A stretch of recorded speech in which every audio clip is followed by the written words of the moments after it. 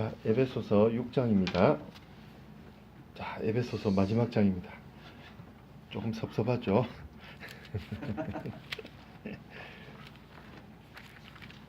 이번 주와 다음 주면 이제 마지막입니다. 에베소서가. 자, 6장 1절에서 4절. 자, 짧습니다. 1절에서 4절 함께 합독하시고 말씀 나누도록 하죠. 자, 읽으시겠습니다. 시작.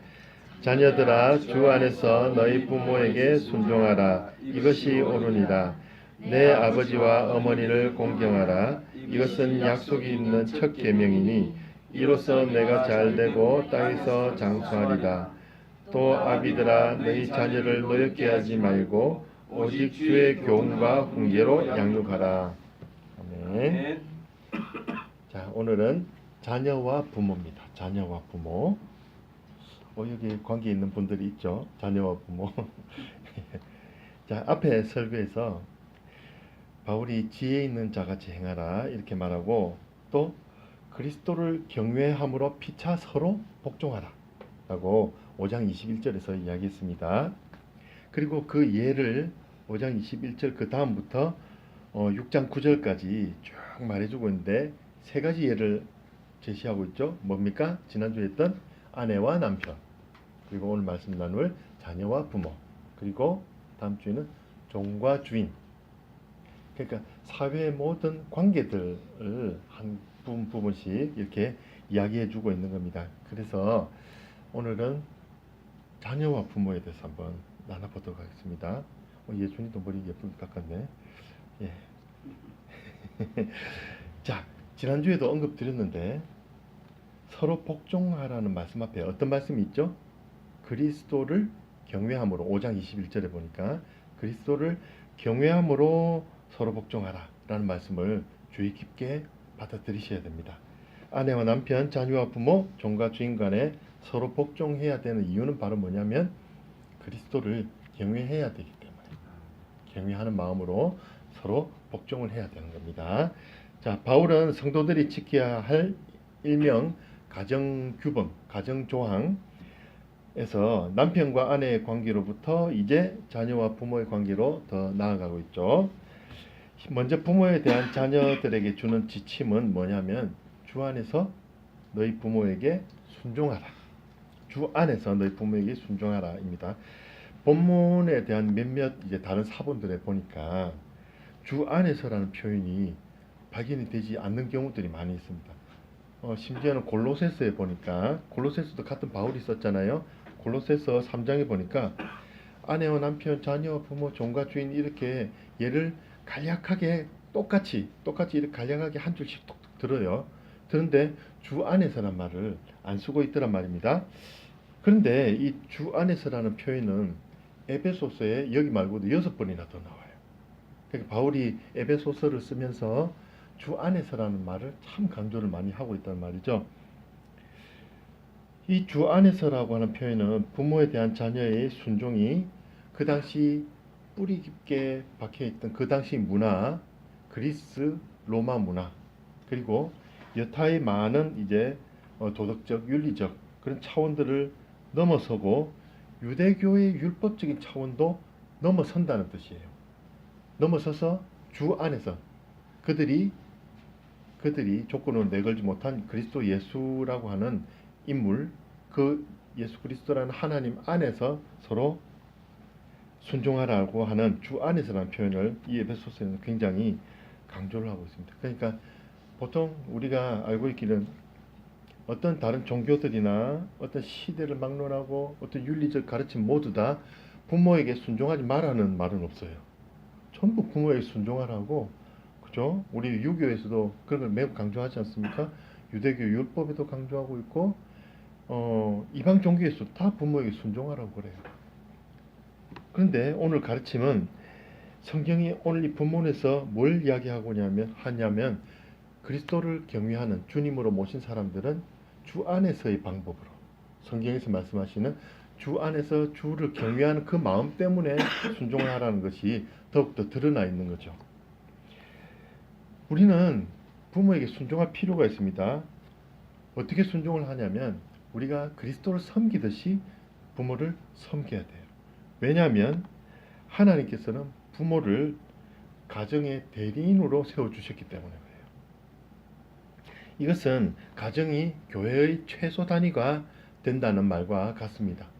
그 최소 단위의 가정에 가장이 그리고 어머니가 하나님의 대리인이 되는 것은 너무나도 믿음의 가정에서는 당연한 이야기겠죠.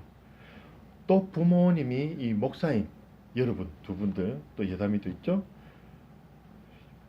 목사이기 이전에 부모님이 목사이기 이전에 아버지 어머니이기 때문에 그리스도 안에서 존경하고 순종해야 되는 거예요. 목사님이기 때문에 순종하는 게 아니고 이 교회지만 그리고 또 더 넓게 보면 이 가정교회에서 계속 가정들이 합쳐져서 된 이 우리 교회 안에 목사님인 아버지를 그리고 사모님의 어머니를 목사와 사모님으로도 존경을 해야 된다는 말씀이에요.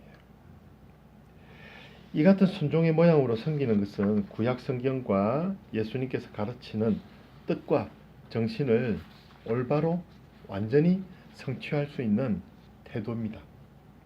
여기서부터 우리 십계명 배웠잖아요. 배울 때 부모님에 대한 그 강조가 우리가 올바로 그 율법을 지키기 위한 그 첫걸음이 되듯이 이 우리 그 하나님에 대한 그 순종의 마음을 동일하게 부모님에게 보여인다는 것은 하나님 아버지 믿음 안에서 올바른 태도다라는 것이죠.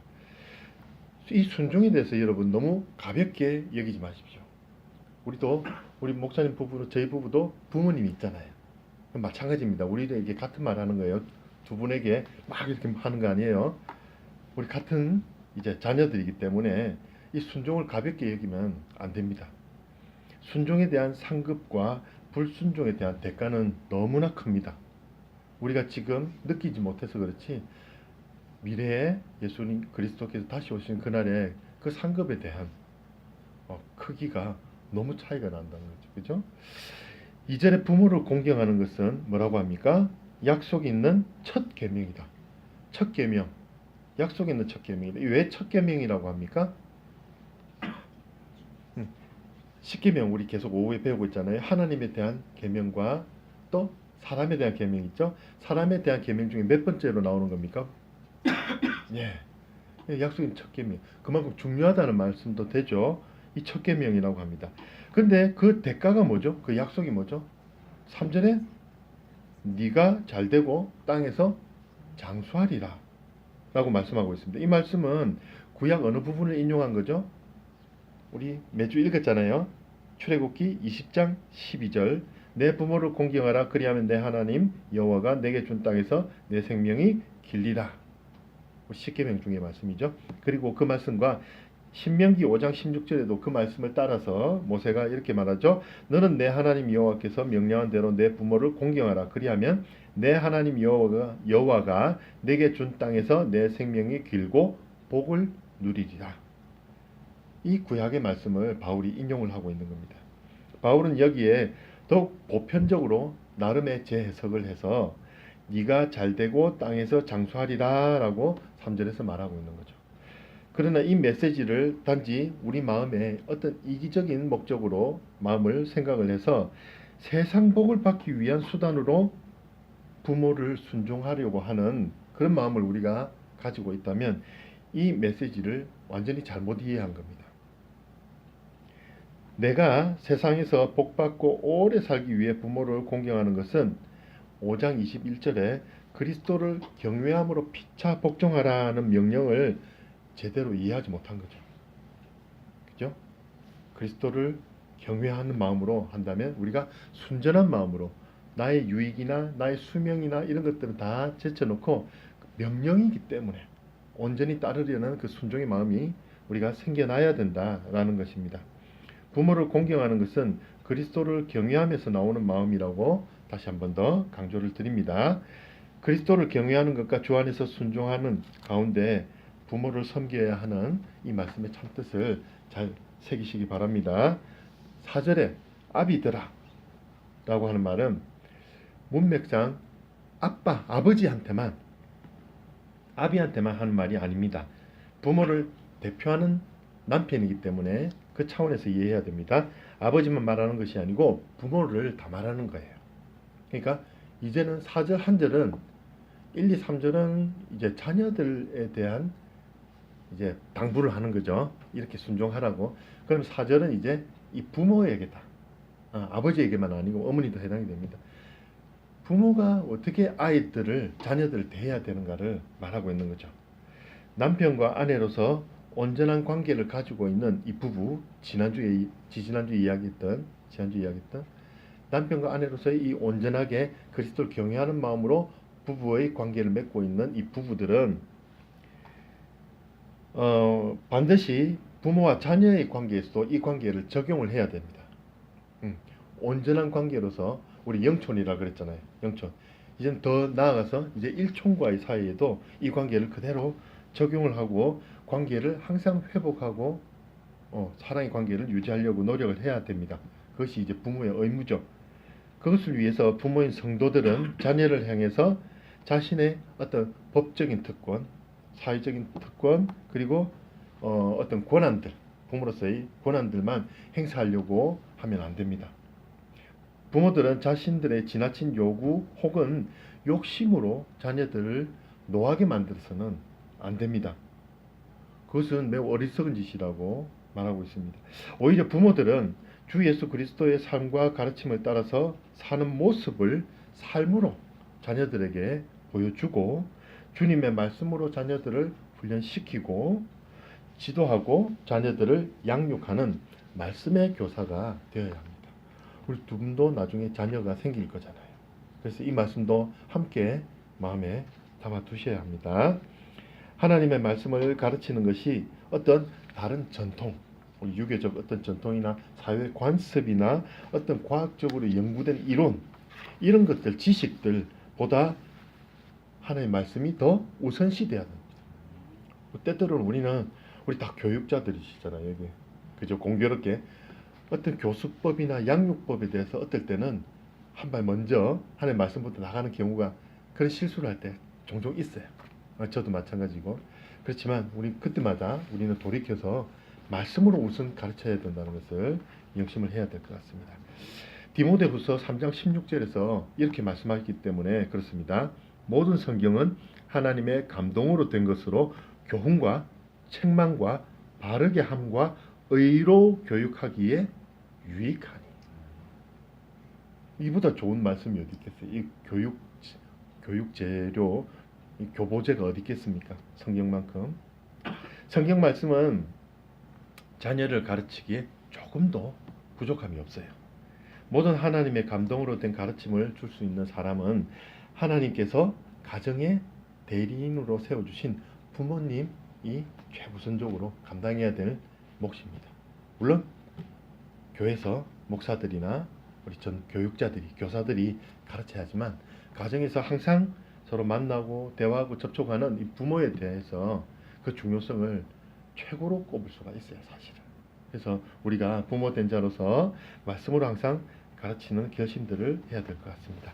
자녀들은 그 부모님께 그 권위를 인정하고 매사에 순종하고 공경하고, 부모들은 또 자신이 부여받은 권위의 한계를 잘 분별해서 말씀에 어긋나지 않게 자녀들을 가르쳐야 합니다. 자녀들 아시겠죠? 네, 부모님들도 아시겠죠? 자, 이렇게 서로 존경하고 순종하고 또 내 욕심이 아니고 말씀에 있는 대로 우리가 가르치고, 이런 것들이 조화롭게 말씀대로 되어진다면 정말로 하나님께서 바라시는 행복한 가정상이 되지 않을까.